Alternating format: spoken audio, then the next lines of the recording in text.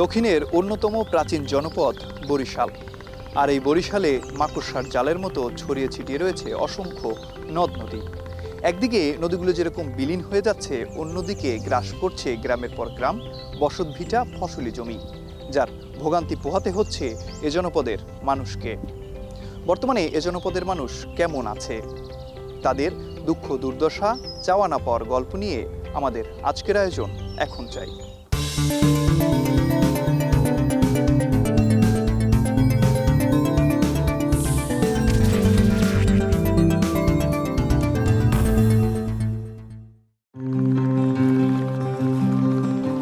ধান নদী খালের বরিশালকে বলা হতো প্রাচ্যের ভেনিস।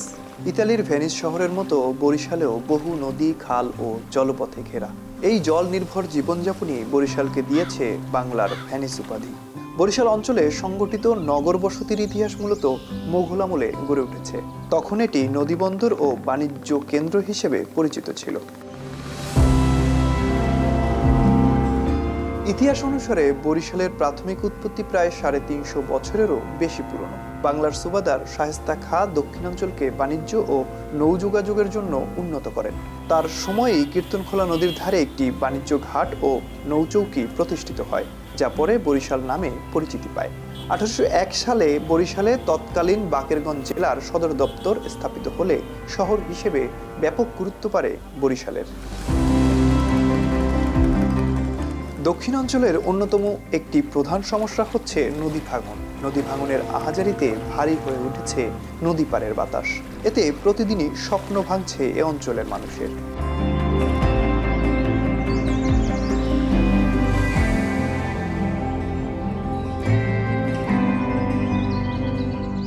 নিজেরাই ভেঙে ফেলছেন নিজেদের হাতে গড়া আপন ঘরবাড়ি। চেনা নদী বাড়ির দুয়ারে এসে হানা দিয়েছে অচেনা ভয়ঙ্কর রূপে। মানচিত্র থেকে হারিয়ে যেতে বসেছে নদী পাড়ের কোনো কোনো গ্রাম, ইউনিয়ন। এদিকে আরো বাড়িঘর আছে, সব বাড়িঘর এদিকে লুকিয়ে গেছে, সব বাড়িঘর ওদিকে গেছে। বাকেরগঞ্জ উপজেলার কবাই ইউনিয়নের জালাল সর্দার নদী ভাঙনে নিজের বসতভিটা হারিয়েছেন 2 বার, তবে এখনো কাটেনি ভাঙনের আতঙ্ক। এই আমরা যে নদীর পাড়ে দাঁড়াই কথা বলতেছি, আমাদের বাড়িঘর 2-3 বার ভাঙ্গা হয়ে গেছে। এই ভাঙ্গনে নদীতে সব বাড়িঘর, বাগান, জমি জমা সবই গেছে। বিশাল এক বাজার আনলে বাজার ওই নদীর গর্ভে সমস্ত কিছু বিলীন হয়ে গেছে। সরকারের কাছে অনুরোধ যেন সে একটু সুনজরে আমাকে একটু থাকা জায়গা বা নদীটা রোধের জন্য কিছু একটা ব্যবস্থা নেয়। তার মতো আরও একজন ভাঙনপাড়ের বাসিন্দা রোকেয়া বেগম প্রায় 55 বছর ধরে দেখছেন কিভাবে স্কুল, হাসপাতাল, ফসলি জমি সহ এখানকার মানুষের সর্বস্ব গ্রাস করেছে এই নদী। তিনিও শিকার এই নদী ভাঙনের। তাই তো কোনো মতে একটি ঘর তুলে পরিবার নিয়ে কাটাচ্ছেন দিন। তারপরও স্বামীর ভিটা ছেড়ে যেতে চায় না মন। কবে ঘুচবে এই দুঃখ, এই আতঙ্ক? নদী ভাঙন রোধে যথাযথ পদক্ষেপ গ্রহণের দাবি এ অঞ্চলের ভাঙনপাড়ের মানুষের। যেখানে জাম খাওয়া উঠে জায়গাও তো নাই, আমাকে যাই হেলে আমরা স্থান লোক হয়েই তো নাই। সরকারের কই গিয়ে তার সাহায্য দেবে, যদি আল্লাহ পোতায় রাখায় তাই থাকি। এইটা ভাড়ানির নদী, আর ওই যে ওইটা গেছেন ওইটা কারখানার নদী। আর আমাকে কবাই নদী গিয়ে উঠছে, ওটা আর কয় পোড়ার দন। একুলি এইটার আপনার পাণ্ডবের নদী, এই পশ্চিমের কুলিরটা। হ্যাঁ, ছোট নদীতে বড় হয়ে গেছে ভাঙতে ভাঙতে। স্কুল ছিল 2টা, বিলীন হয়ে গেছে। হাসপাতাল ছিল, বিলীন হয়ে গেছে। তহসিল অফিস, ভূমি অফিস, অনেক কিছু বিলীন হয়ে গেছে। আর 70 থেকে 80টা ফ্যামিলি বিলীন হয়ে গেছে। এদের সাথে এখন কোনো যোগাযোগ নেই। নদী ভাঙার কারণে সবই তো আপনজন, কে কোথায় আছে জানাও নাই। নদী ভাঙার আমার একটা পুরনো একটা চাপ আছে, এটা যাতে রোদ হয়, বস্তা রোদ হইতেছে না। আমার দাবি আছে একটা বললো কইলে এটা রোদ হইতে।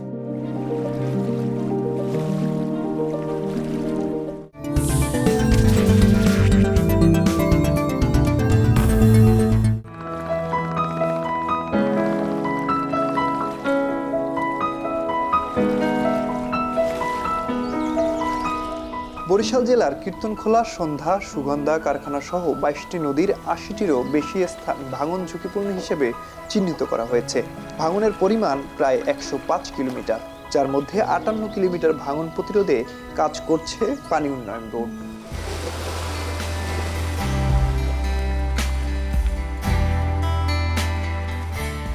এই রাক্ষসী নদীগুলো একদিকে যেমন মানুষের বসতভিটা ফসলি জমি কেড়ে নিচ্ছে, অন্যদিকে এই নদী কিছু মানুষের জীবিকার অন্যতম মাধ্যম।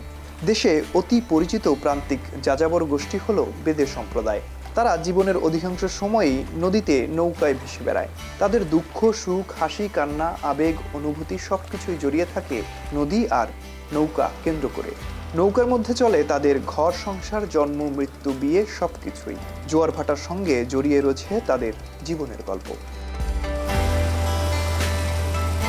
বরিশাল সদর উপজেলার শেষ প্রান্ত টুঙ্গিবাড়ি ইউনিয়ন। এখানে প্রায় 200টি নৌকায় বসবাস করে প্রায় 100টি বেদে পরিবার। নদীর পাড়ে একটি চরে নৌকার ছাউনি, পলিথিন ও ছেঁড়া কাপড় দিয়ে বানানো ছোট ছোট ঝুপড়ি ঘরে বসবাস করছেন তারা। নাগরিক জীবনের অধিকাংশ সুযোগ সুবিধা থেকে বঞ্চিত এসব বেদে পরিবার। সংকট দূরীকরণ, শিক্ষার সুযোগ তৈরি ও বেদে সম্প্রদায়ের জীবনমান উন্নয়নে আগামী সরকার পদক্ষেপ গ্রহণ করবে বলে দাবি করেন তারা। নৌকার ভিতরে ছেলে মেয়েদেরকে নিয়ে থাকতে আমাদের অনেক কষ্ট হয়। আমাদের নদীতে মাছ কমে যায়, এখন এই ধৈর্যই আমাদের সংসার চালাইতে হয়, কাপড় চোপড় কিনতে হয়। এত ভালো কাপড় চোপড় কিনতে পারি না, ভালোটা কিনতে পারি না, ভালো বাজার ঠিক মতন করতে পারি না, ভালো জিনিস খাইতে পারি না। নতুন ভোট হইবে, নতুন সরকার আসবে, তাদের কাছে আমাদের দাবি, আমরা যে নৌকায় থাকি ভাসমান, আমাদের বাসস্থানের দাবি, আমাদের একটু মৃত্যুর জন্য কবরস্থানের দাবি, আমাদের মনে করেন ছেলে মেয়েদের একটু লেখাপড়া করাইতে হেয়ার একটু স্কুলের দাবি, আমাদের মনে করেন এই যে ঘর বাড়ি নাই হেয়ার একটু দাবি। আমরা মূর্খ, আমাদের ছেলে মেয়েও এখন মূর্খ হয়ে যাইতে আছে। থাকলে আমাকে অনেক কষ্ট হয়। যেন নৌকা লইয়া জাল বাইতে যাই, নদীতে মাছ ধরতে যাই, মাছ ধরিয়া আইয়া মনে করে মাছ কটা বিক্রি করি। হ্যাঁ আর পাইলে তো বিক্রি করি, না পাইলে তো নাই। আর রাত্রে ঘুমাইলে অনেক কষ্ট, শীতে আমরা চাইরে তো একখানে থুবিয়া তার একবার ঘুমাই, বুঝলেন। অন চাই যেমন যেন অগরও জানি আমাকে, আমার তো গেলই, জীবন তো গেলই এই নদীতে নদীতে। এখন অগরও তো চাই যেন একটু পড়ালেখা করিয়া মানুষের মতন মানুষ হোক। নদীর ধারে বসে মাছ ধরার জন্য প্রস্তুত করা হচ্ছে জাল। স্বপ্ন এই জালে ধরা পড়বে অসংখ্য মাছ। সেই স্বপ্ন মাঝে মাঝে জেলেদের জালে ধরা দিলেও বেশিরভাগ সময়ই ফিরতে হচ্ছে খালি হাতে। মাঝে মাঝে ডাকাতদের কবলে পড়ে হারাচ্ছে সর্বস্ব, হারাতে হচ্ছে জীবন। মুক্তিপণ দিয়ে কেউকে ফিরিয়ে আনতে পারলেও সেই ক্ষতি কাটিয়ে উঠতে পারে না অনেক জেলেই। অন্যদিকে নিষেধাজ্ঞার সময়ে সরকারের দেয়া প্রণোদনার চাল ঠিকমতো না পাওয়ার অভিযোগ জেলেদের। বলছেন তাদের নিরাপত্তা ও প্রণোদনা সংক্রান্ত সমস্যাগুলোর সমাধান করতে পারলে ভালোভাবে জীবনযাপনের সুযোগ পেতেন জেলেরা। আমরা নদীতে জাল পাই, যেমন কাল কিনি জাল পাইছি, টাকাইতে ধরে লেগে 6 লাখ টাকা দিয়ে আমাকে আনা লাগছে মানুষ। এতে আমরা সরকার আমাকে কিছুই দেয় না, কিন্তু আমাকে কামাই করতে পারি না আমরা 6 লাখ টাকা। ওই দেনাই ভরি রয়েছে, বাড়ি না খাই তোমারে, কিন্তু দেনা দেওয়া লাগবে। আমাকে সরকারদের সাহায্যে আমরা ঠিক মতো 3 বেলা খাইতে পারলেই হয়। আমাদের যে চাল দেওয়া হয় সরকার যা দেয় তা আমরা পাই না। আমরা 3 মাস ব্যবসা করি, যেমন জ্যৈষ্ঠ মাসে যাই, ভাদ্র মাসে আইয়ে পড়ি, আশ্বিন মাসে অভিযান দিলে আর আমরা সাগরে যাইনি। তারপরে আবার শীতের মৌসুমে যাই, 2 মাস 1 মাস ভাই, হ্যাঁ আমাদের মনে করেন চাপের উপরে আছি। এই নৌ পুলিশ, এই ঝাটকি মাছ ধরা বন্ধ, এইভাবে আমরা চলতে চাই, কিন্তু আমরা ঠিকঠাক মতো খাওয়া দাওয়া বা ঠিকঠাক মতো আমাদের ব্যবসা বাণিজ্য চলে না। তাই এই জলদস্যু এগুলা সরকার যদি খেয়াল করে তাহলে এগুলা নির্মূল করা যাবে এবং বন্ধ হয়ে যাইবে।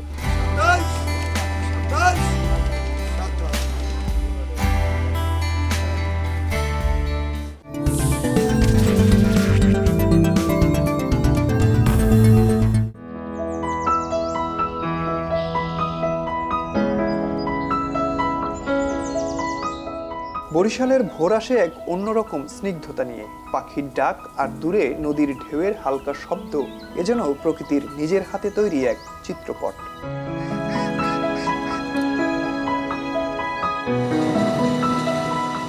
গ্রামের স্কুলগুলোতে এখনো সরলতার ছাপ।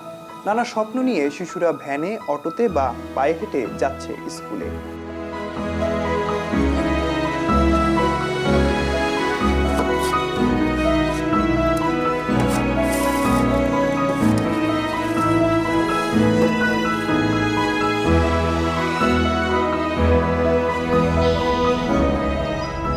সকাল সকালে কৃষকেরা জমিতে কাজ করতে শুরু করেন। কেউ ধান রোপণ করেন, কেউ বা ফসল কাটেন। গ্রামের নারীরা ঘরের কাজের পাশাপাশি কৃষিকাজ, হাঁস মুরগি পালন সবই সামলান।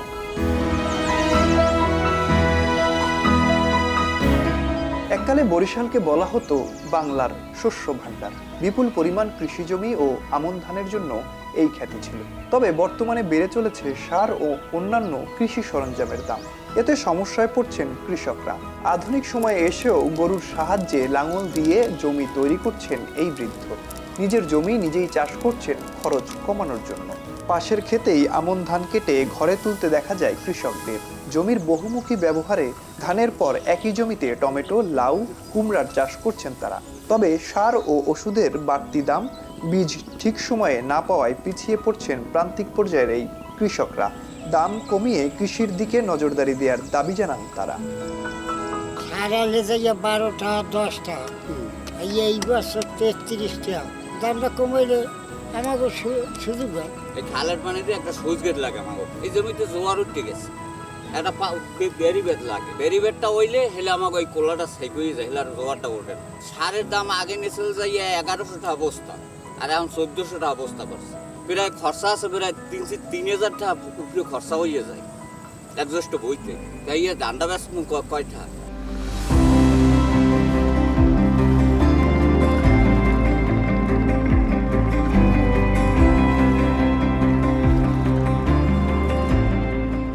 বরিশাল অঞ্চলের বেহাল দশা কবে ঘুচবে? কবে গরিব, নিম্ন ও মধ্যম আয়ের মানুষের ন্যূনতম নাগরিক সেবাটুকু পাবে? এমন প্রশ্ন এ অঞ্চলের জনগণের। তবে সমস্যাগুলোর সমাধান করা গেলে জীবন উন্নয়নের পাশাপাশি আর্থিকভাবেও সচ্ছলতা ফিরবে এ অঞ্চলের মানুষের।